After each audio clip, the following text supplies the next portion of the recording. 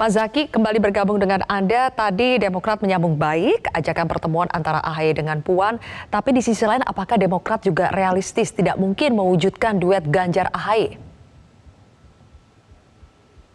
Ya kalau kami tadi seperti yang disampaikan di awal bahwa bagaimanapun pertemuan Mas AHY, ya rencana pertemuan Mas AHY dan Mbak Puan ini konteksnya adalah bagaimana kita membicarakan masalah-masalah kebangsaan, membangun bangsa dan negara ini.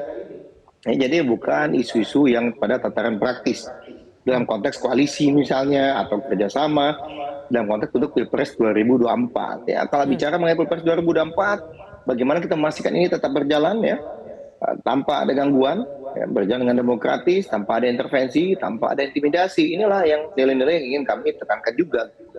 Bagaimanapun kan kita harus terbuka. Nah, seperti apa hasilnya nanti ya kita lihat. Karena kan pertemuannya aja belum nih. Ya.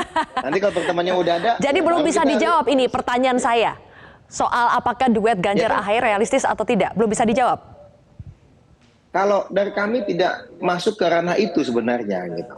Ya, rencana pertemuan yang kami lakukan ini ya sesuai dengan ajakan dari teman-teman dari PDIP ini dalam konteks untuk membangun bangsa dan negara, berbicara masalah ideologi dan falsafah negara ini gitu.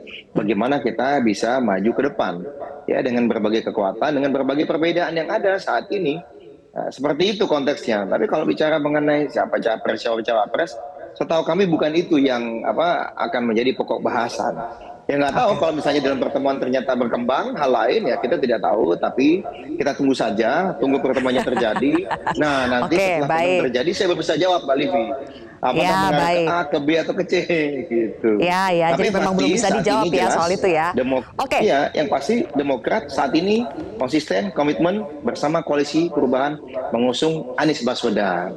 Gitu, Mbak. Bang Bestari, kembali ke Anda di tengah rencana pertemuan AHY dengan Puan. Ada juga, tadi saya sudah tanya ke Mas Zaky soal kolega Mas Zaky ini di Demokrat, Benika Harman, yang bilang 80% cawapres dari Anies itu adalah AHY. Kalau Mas Zaky ya bilangnya sepenuhnya diserahkan kepada Anies. Tapi kalau dari Nasdem, bagaimana menanggapi pernyataan Benika Harman soal 80% cawapres Anies adalah AHY?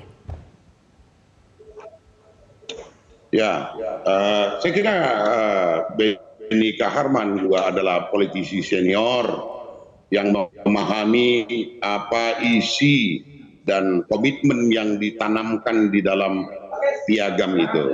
Semua orang boleh berwacana, itu biasa-biasa saja buat kita gitu.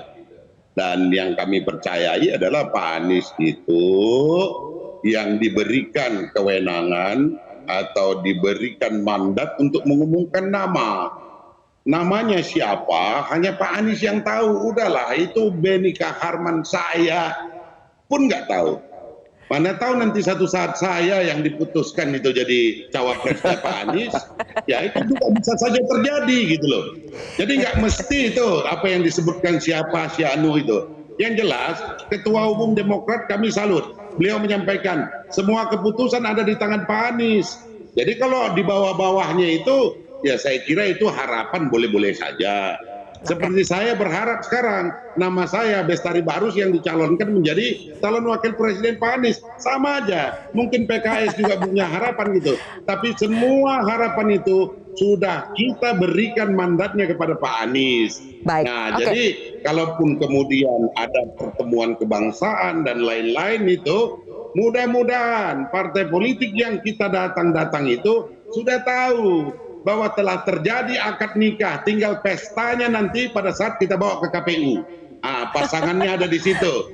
Ya, mudah-mudahan juga orang-orang itu juga tahu bahwa akad itu telah ditandatangani dan dipublikasi, sehingga jangan sampai nanti ada model-model pelakor politik dan sebagainya yang kita nggak harapkan.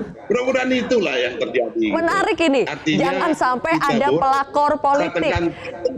Kita boleh berbicara tentang kemajuan bangsa ke depan, permasalahan bangsa ke depan, tetapi jangan sampai akad itu kemudian dicederai dengan hal-hal yang sifatnya itulah yang saya sebut tadi gitu. Baik. Saya kira itu.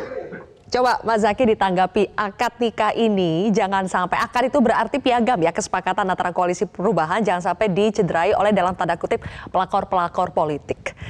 Demokrat bakal bagaimana untuk menghadapi mungkin ada godaan dari luar, ada pelakor politik seperti yang tadi disampaikan oleh Bang Bestari?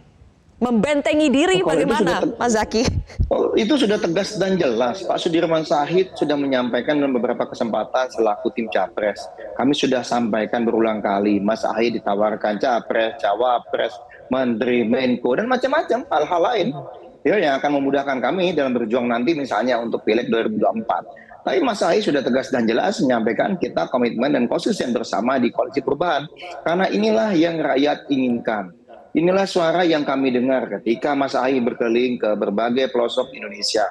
Inilah aspirasi yang disampaikan kepada para anggota dewan kami yang hampir 2.000 orang itu.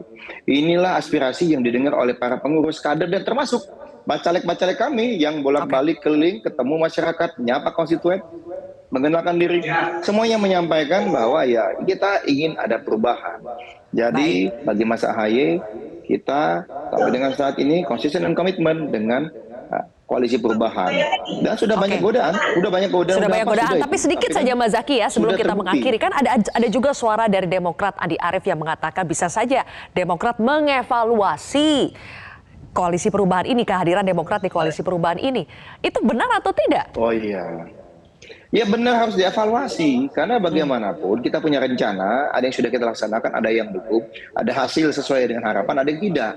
Ya kita harus evaluasi bagaimana agar apa yang kita lakukan bersama di sini bisa mencapai hasil yang maksimal dan optimal. Sehingga 14 Februari 2024, Mas Anies Baswedan itu dipilih sebagian terbesar oleh masyarakat Indonesia, yang minimal bisa masuk ke putaran kedua di Pilpres nanti. Nah inilah yang bagi kami, evaluasi itu sangat diperlukan. Nggak mungkinlah kita punya rencana, kita jalankan, hasilnya tidak sesuai harapan, lalu kita diam-diam saja gitu. Oke, tapi bukan berarti mengevaluasi keberadaan Demokrat di koalisi perubahan ya Mas Zaky?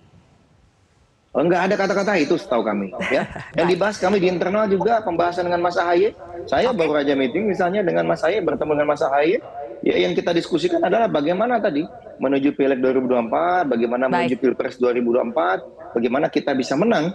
Nah, dan saat ini kita bersama Mas Anies, kita yang kita pikirkan betul ini, sehingga banyak nih, Mbak, mohon maaf, kadang-kadang di TV, di mana, agak seakan-akan Demokrat ingin itu, karena itulah harapan masyarakat, dan kita ingin menang.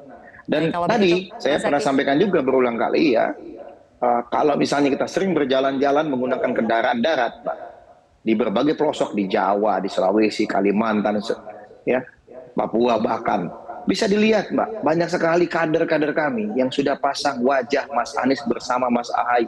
Mas Ahy sebagai ketua umum, Mas Anies sebagai capres kami. Baik, tapi kalau dari naik pesawat mulu nggak kelihatan itu Mbak, gitu ya. Sekali naik. Oke Mas Zaky, Mas Zaky, Bang Bestari, ya kita masih menantikan ya cepat atau lambatnya nanti kita pegang kata-katanya, diserahkan saja kepada Capres Anies Baswedan. Terima kasih Mas Herzaki dan juga Bang Bestari, terima kasih sudah ada di Prime News.